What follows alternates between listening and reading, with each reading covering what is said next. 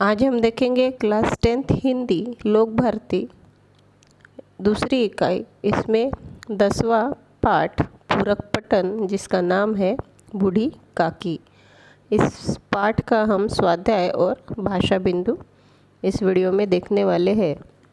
आगे चलने से पहले अगर वीडियो आपको अच्छी लगती है तो लाइक शेयर एंड सब्सक्राइब ज़रूर कीजिए, क्योंकि हमारे चैनल पर क्लास 10th के लिए मैथ, मराठी, इंग्लिश, साइंस और हिंदी का पूरा स्वाध्याय आपको देखने मिलेगा। Let's start. Class 10th Hindi लोक भारती की दूसरी इकाई 10वां धड़ा बूढ़ी काकी, इसका स्वाध्याय और भाषा बिंदु देखेंगे।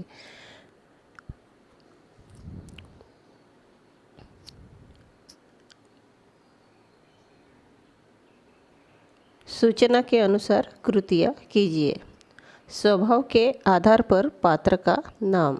यहाँ पर स्वभाव दिए गए हैं और वह पात्र हमें पहचानना है। पहला है क्रोधी रूपा, दूसरा लालची बुद्धिराम, तीसरा शरारती दोनों लड़के और स्नेहिल लाडली। अगला प्रश्न, कृति पूर्ण कीजिए। बूढ़ी काकी को ललचाने वाले व्यंजन। व्यंजनों के नाम हमें यहाँ पर लिखने हैं। पुड़िया, रायता, मसालेदार तरकारी और कचौड़ियाँ। तीसरा स्वाध्याय, बुद्धिराम का काकी के प्रति दुर्व्यवहार दर्शाने वाली 4 बातें। किन बातों से काकी के प्रति बुद्धिराम का दुर्व्यवहार दर्शाता है?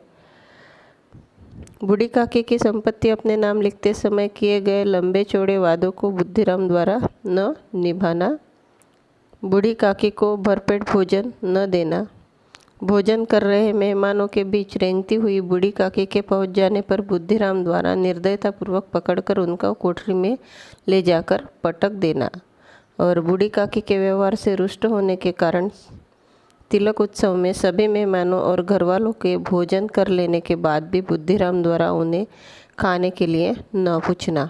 ऐसी 4 बातें दुर्व्यवहार दर्शाती है बुद्धिराम का। अगला प्रश्न, कारण लिखिए। बूढ़ी काकी ने भतीजे के नाम सारी संपत्ति लिख दी। इसका कारण, बूढ़ी काकी के परिवार में अब एक भतीजे के सिवाय और कोई नहीं था, इसलिए उन्होंने भतीजे के नाम सारी संपत्ति लिख दी। दूसरा, लाडली ने पुड़िया छिपा कर रखी। बुद्धिराम और रूपा दोनों ने ही बूढ़ी काकी को उनकी निर्लज्जता के लिए दंड देने का निश्चय कर लिया था, इसीलिए बूढ़ी काकी को किसी ने नहीं पूछा। अगला प्रश्न, अंग्रेजी पढ़े नवयुवक उदासीन थे क्योंकि वे गवार मंडली में बोलना अथवा सम्मिलित होना अपनी प्रतिष्ठा के प्रतिकूल समझते थे।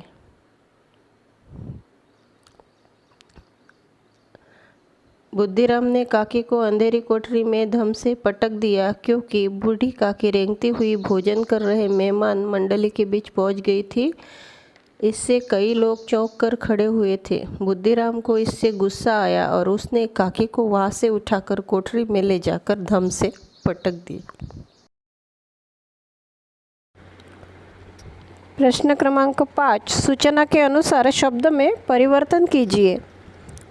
यहाँ बीच में बच्चा एक शब्द दिया है और इस बच्चा शब्द का विलोम पर्यायवाची बहुवचन और लिंग लिखना है। तो बच्चा शब्द का विलोम मतलब विरुद्ध शब्द होगा बूढ़ा, बच्चा का बहुवचन होगा बच्चे, लिंग बच्चा बच्ची, और इससे पर्यायवाची शब्द मतलब बच्चा, इसका दूसरा नाम बालक अथवा लड़का। प्रश्न की ओर, अभिव्यक्ति। आपको अपने विचार यहाँ पर लिखने हैं। एक सुवचन दिया गया है, बुजुर्ग आदर सम्मान के पात्र होते हैं, दया के नहीं। इस सुवचन पर अपने विचार लिखिए। हम यहाँ पर अपने विचार प्रकट कर सकते हैं।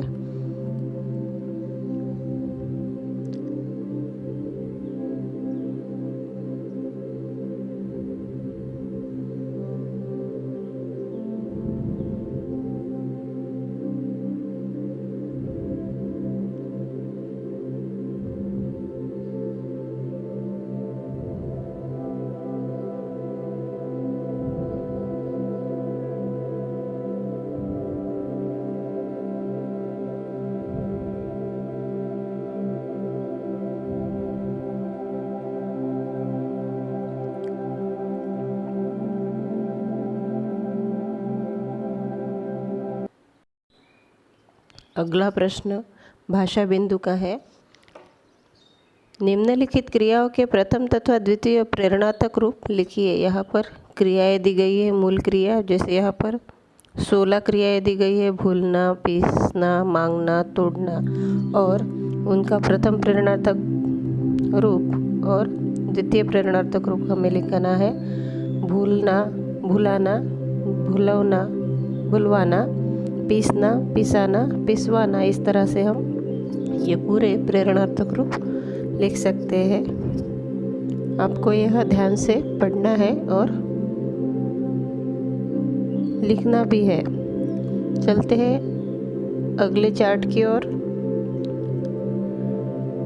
प्रश्न दूसरा, पठित पाठों से किन्हीं 10 मूल क्रियाओं का चयन करके उनके प्रथम तथा द्वितीय प्रेरणात्मक रूप निम्न तालिका में लिखिए। आपको यहाँ पे मूल क्रियाओं का चयन भी करना है पाठ से, और उसको प्रथम प्रेरणात्मक रूप और द्वितीय प्रेरणात्मक रूप में लिखना भी है। जैसे पहले चार्ट में हमने देखा वैसे ही यहाँ पर हमें लिखना है। सिर्फ फर्क इतना है कि हमें वह मूल क्रिया पाठ से चयन करनी है, मतलब ढूंढनी है।